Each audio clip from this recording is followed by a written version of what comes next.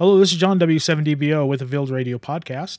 In this video extra, we're going to talk about receiving slow scan signals from the International Space Station. Over the July 20th weekend, the 20th anniversary of the International Space Station occurred, and they were broadcasting slow scan television images from the International Space Station that you could download using particularly any directional antenna and radio and free apps on your phone or your computer. So, of course, I'm always last to hear about this, or didn't hear about it in time to collect all the images. But since then, I've found that I've always followed AMSAT, and I started seeing pictures on their website, as you can see here. But then I realized that I really needed to start following ariss.org, their Facebook, Twitter, and website email address list. And that was a way to find out about these events a little bit sooner. So as I said, you go to the ARISS website, and under the tab you can see here under Contact ISS, they talk about the different types of equipment they have on board and the ability to download and what frequency and all the information you want to know. But for this event, the 145.8 was being used for the SSTV downlink. So this page and this website is a great reference on finding out who's up in the space station, what information is being sent, and what you can use, repeater links, and all that good stuff. So for this, we're just going to be one-way receiving the images. So the first thing you want to do is, when this event happens again, is you want to find out when the space station will be coming overhead. A simple graphical page is the Iss Tracker, and what it shows here is the path of the space station.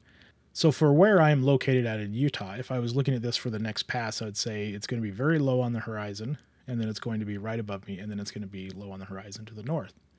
So optimally, not this pass, but the next pass is going to be my best chance. Now, if you want a little more scientific picture, this is kind of a good as a screensaver to keep an eye on when it's coming. If you go to the AMSAT website and select current position of the ISS, then you get a little more technical information. It shows the pass. It remembers if you plug in your coordinates, it knows where your home is, and then it can track where the passes are going to be. Now, also on the AMSAT website, you can get your pass predictions and find out all your information. So if you know your coordinates, you can plug it in there. But if you just need to know your grid square for your call sign, that's a fast way to do it.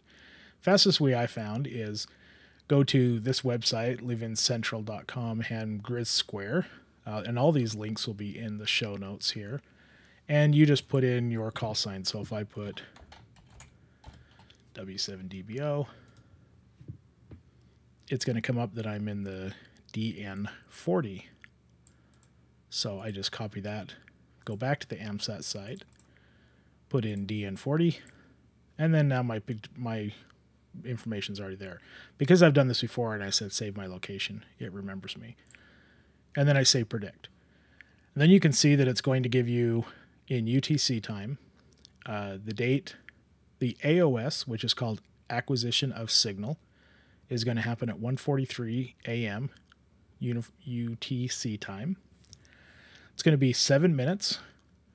The azimuth for the start will be 169 degrees.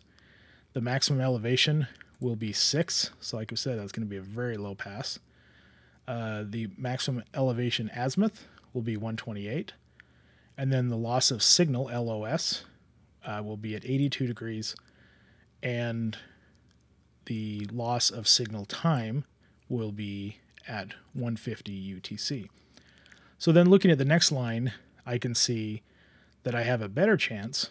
I have a 66 degree elevation, and I also have a 10-minute time pass.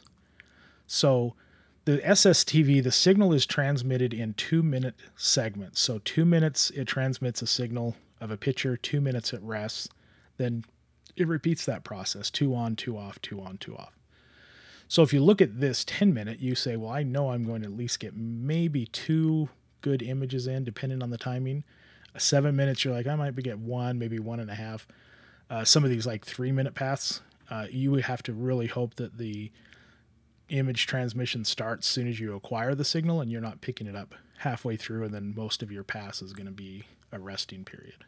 Okay, to explain better the acquisition of signal, the maximum elevation, and the loss of signal, I'm going to use Tinkercad here to make a very rudimentary display.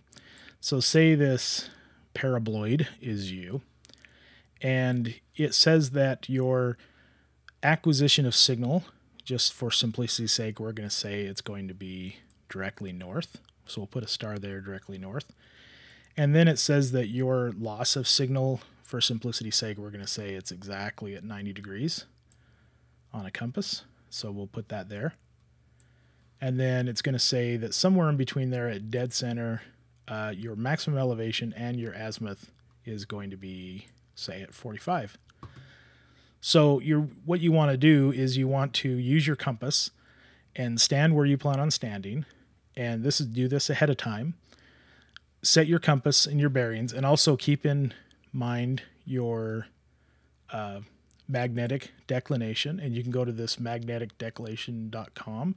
You can plug in your address, and it'll tell you how many degrees you need to adjust your compass for this. So make sure you do that.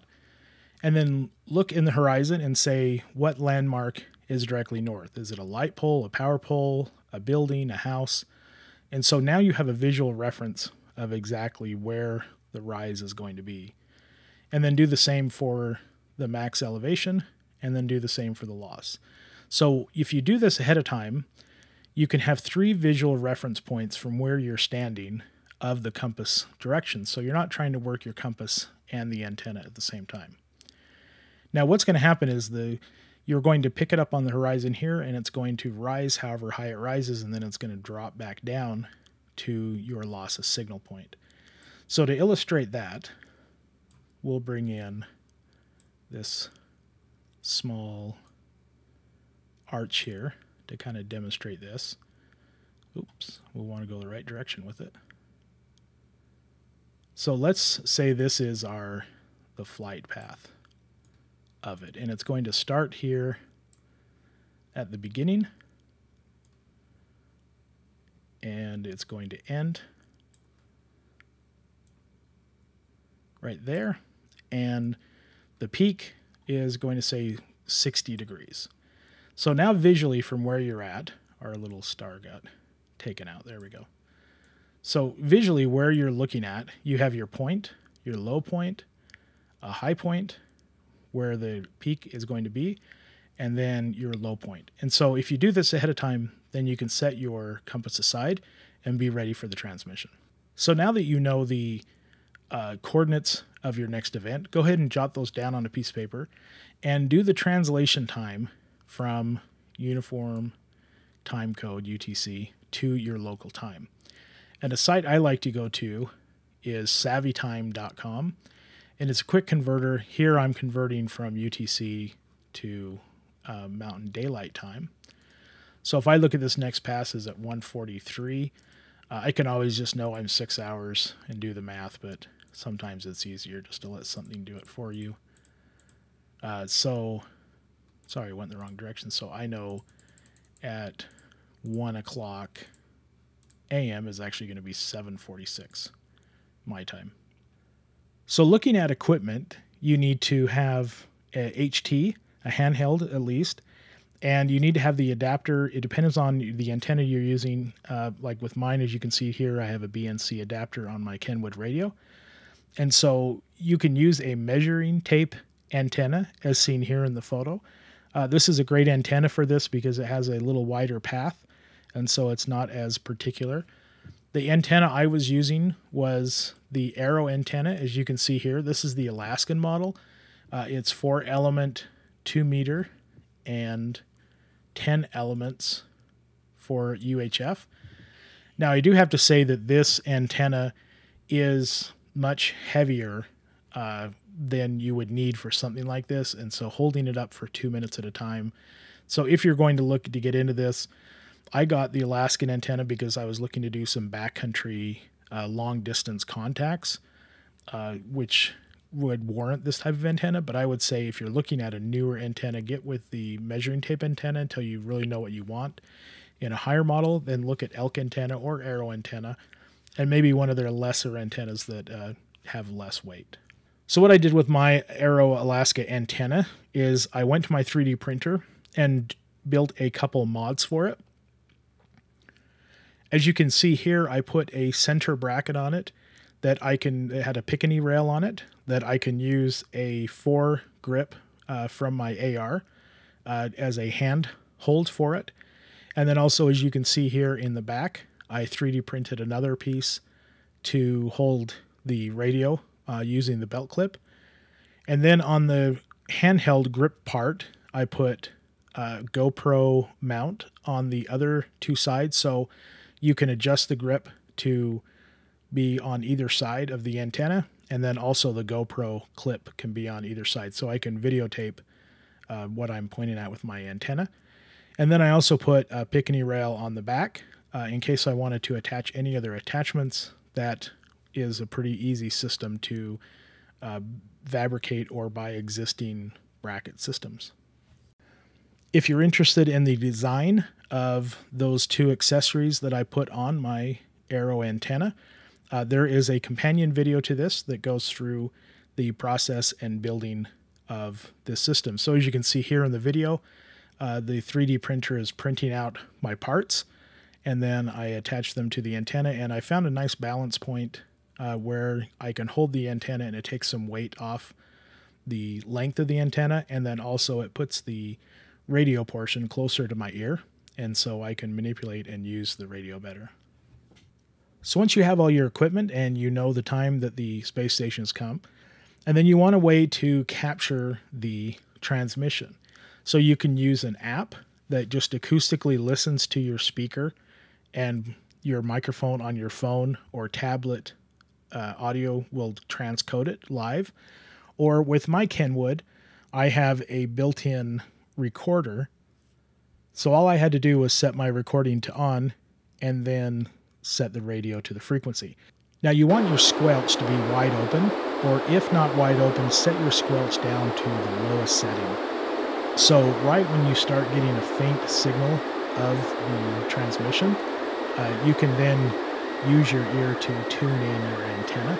So I like to leave my squelch tail wide open, and then that way when the space station comes, you definitely start hearing it coming into the distance, coming into view, and then you can tune into it as it gets stronger.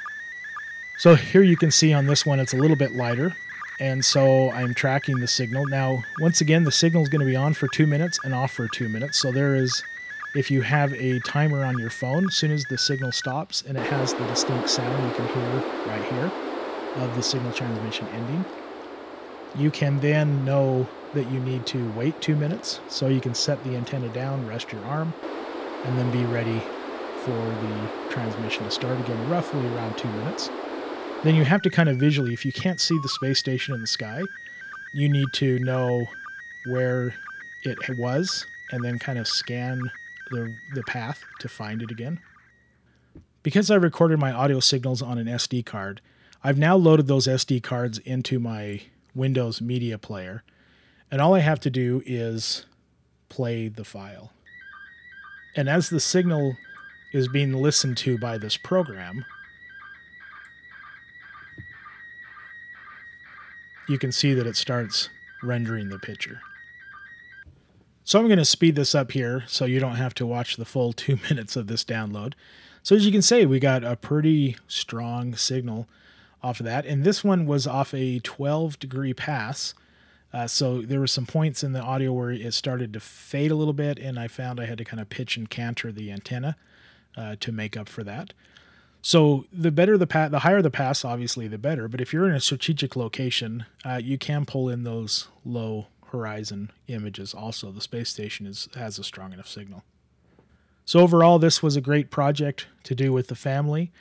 Because you're just monitoring the signal from the space station, this is something that people without a license can do, and it's a great introduction into the hobby.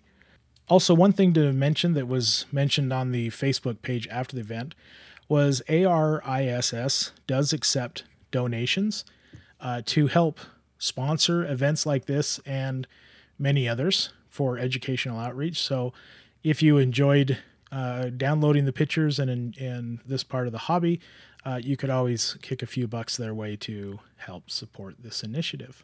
Thank you for watching. This is John, W7DBO, with the Field Radio Podcast.